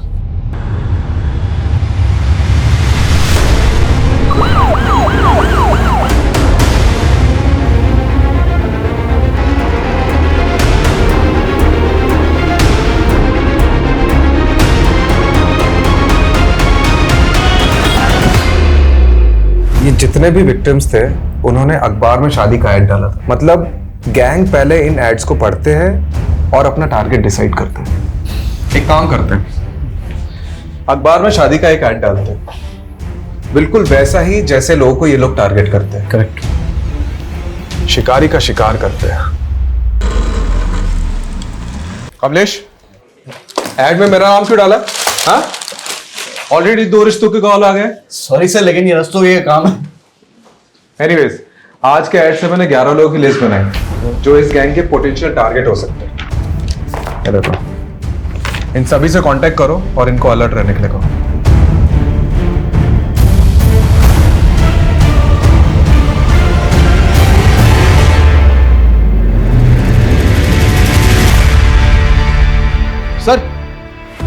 सर एक फैमिली मिली है जिनको हाल ही में एक लड़की का रिश्ता आया है। खास बात तो यह है कि उस लड़की की शक्ल हूबहू उस फ्रॉड दुल्हन से मिलती है। कल 11 बजे वो लोग वहीं पर रिश्ता पक्का करने आने वाले हैं। रस्तोगी, सही मौका है। एक काम करो, पूरी टीम को सुबह से उस घर के बाहर तैनात कर दो, सिविल ड्रेस में। इस बार ये लोग बचने नहीं चाहिए।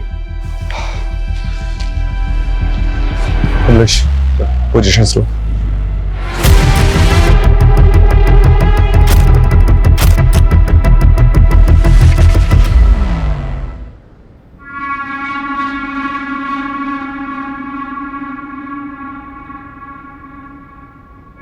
जब तुम लोगों को ग्रीन सिग्नल हो तब घर से निकलना, ठीक है?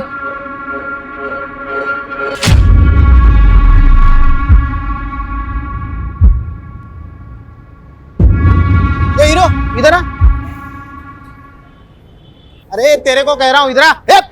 पटवर्धन पकड़, रुक पटवर्धन, तू सर को इन्फॉर्म कर, मैं इसको पकड़ता हूं।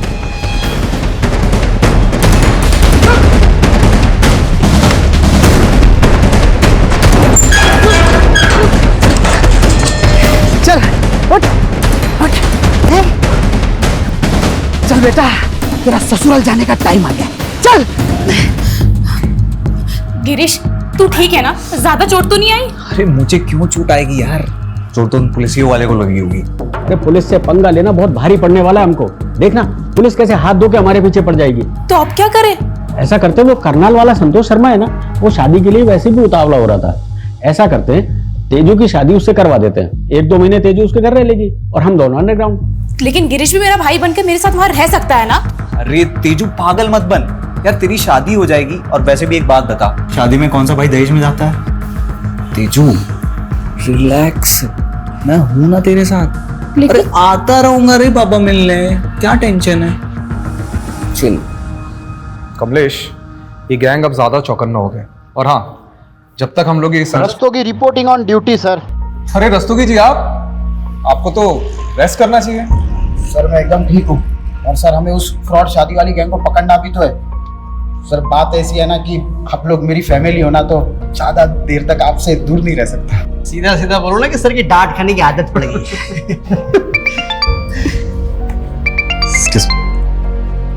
हेलो, हाँ राठी। अच्छा ठीक, thank you Rathi. Sir Nangloi थाने से एसएचओ राठी का फोन था, मेरा दोस्त है। सर राठी ने बताया कि नांगलोई में एक बॉडी मिली है जो शायद हमारे केस से कनेक्टेड हो सकती है।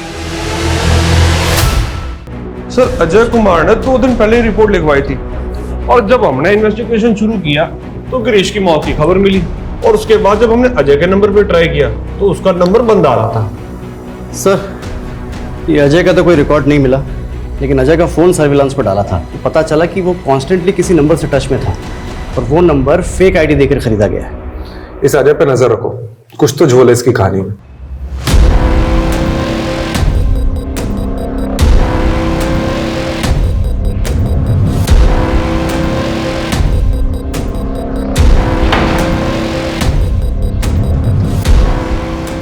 पंछी पिंजरे में आ चुका जनाब।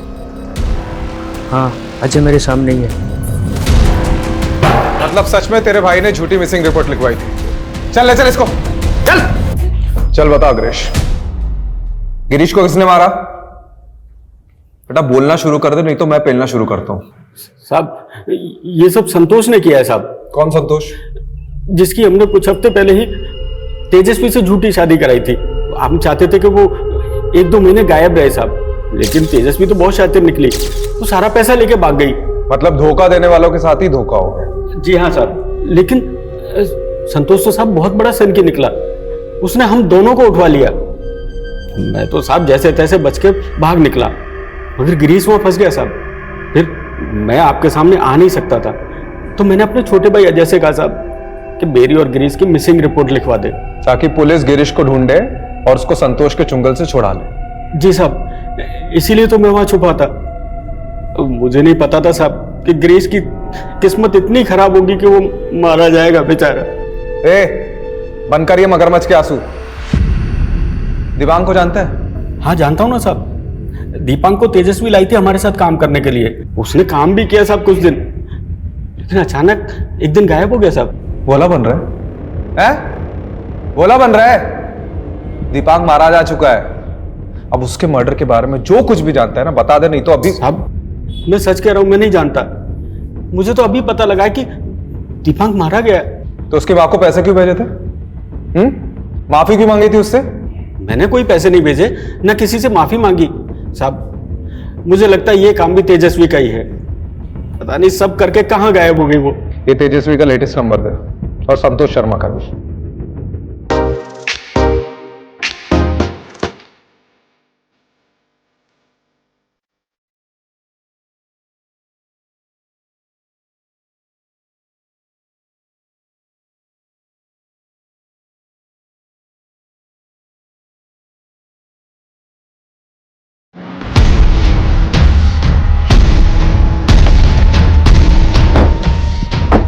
तू उधर देख, तू चल मेरे साथ चल। ये लड़की यहाँ पे रुकी हुई है क्या? नहीं सर।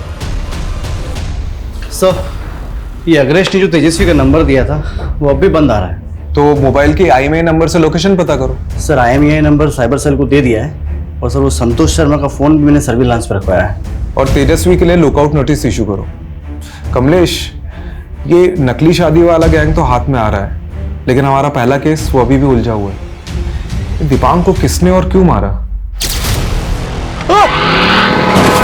वो संतोष शर्मा की सारी प्रॉपर्टी पर छापा मारा, लेकिन वो कहीं पर भी नहीं मिला। हाँ, लेकिन उसको जो जानते हैं वो लोग कह रहे थे कि ये संतोष शर्मा एकदम उल्टी खोपड़ी का आदमी है, जो ठान लेता है वही करता है। शायद ये संतोष भी तेजस्वी को ही ढूंढ रहा हूँ बदला लेने के लिए। इससे पहले कि संतोष तेजस्वी तक पहुंचे, हमें तेजस्वी तक पहुंचना होगा।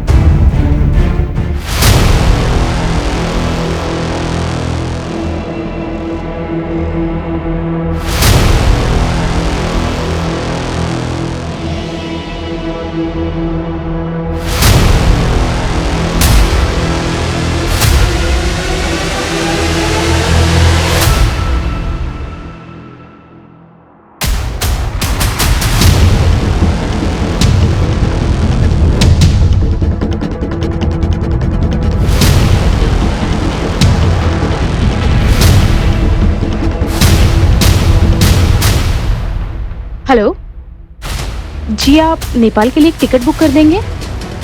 प्लीज़ डिटेल लिख लीजिए।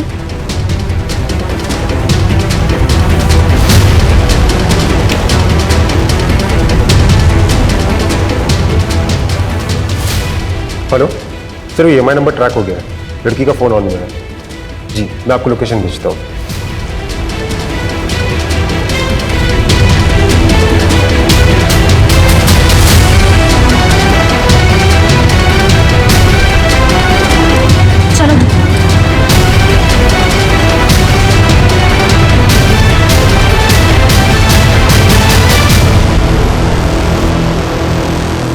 सर ये तेजस्वी का सेलफोन एयरपोर्ट जाने वाले रास्ते पर मूव हो रहा है।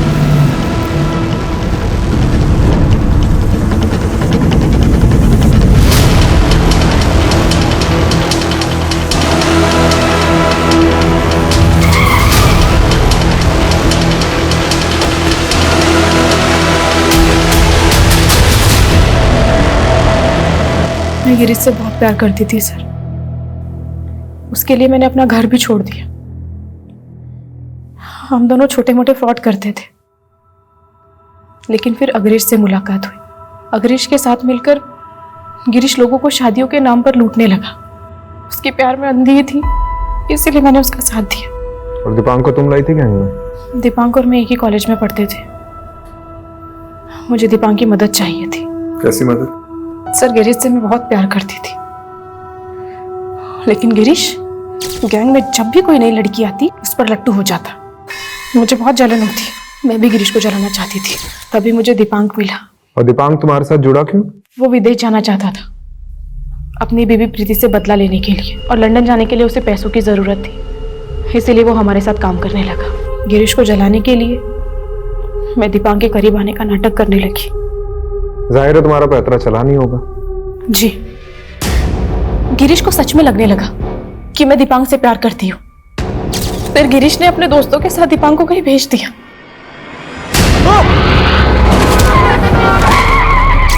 राजू और पुनीत दोनों सुपारी किलर हैं। कहाँ है वो दोनों अभी? वो एमपी की किसी जेल में है, किसी दूसरे केस में सजा काट रहे हैं। तो दीपांक की माँ को पैसे तुमने भेजे थे, क्यों? दीपांक की जान मेरी वजह से गई थी सर, दिल पर बोझ था। और अग्रेश और गिरीश को बिना बताए तुम संतोष के घर से भाग गई दीपांक की मौत का बदला लेने के लिए। जब गिरीश और अग्रेश ने मिलकर संतोष से शादी का प्लान बनाया, तेजू की शादी उससे करवा देते हैं, 1-2 महीने तेजू उसके घर रह लेगी और हम दोनों अंडरग्राउंड। तो मैंने भी अपना एक अलग प्लान बनाया। और तुम्हारा प्लान कामयाब हो गया, और 2 महीने की बजाय शादी के अगले दिन ही तुम पैसे लेकर संतोष के घर से भाग गई, और गुस्से गुस्से में संतोष ने गिरीश और अग्रेश को उठवा लिया और गिरीश को मार दिया। अग्रेश की किस्मत अच्छी थी कि वो बच गया। और दीपांक की डेड बॉडी को मॉर्ग रूम से क्यों उठवाया तुमने? गिरीश के कहने पर, क्योंकि गिरीश को शक था इसका राज जल्दी खुल जाएगा और पुलिस उस तक पहुंच जाएगी। धनुष को भी गिरीश नहीं मारा? नहीं सर, धनुष ने सुसाइड किया था उसी रात जिस रात मैं उसके घर से भागी थी।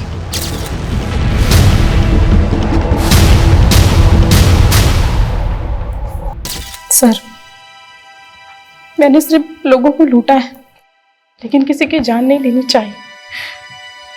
धनुष और दीपांक के साथ जो भी हुआ वो बहुत गलत हुआ सर। धनुष की बेटी तृप्ति, उसका क्या? उसके साथ भी तो गलत हुआ। एक बच्ची के सर से बाप का साया हट गया। तुम्हारे गुनाहों की लिस्ट बहुत लंबी है तेजस्वी, चंद रुपयों से ये गुनाह नहीं मिटेंगे।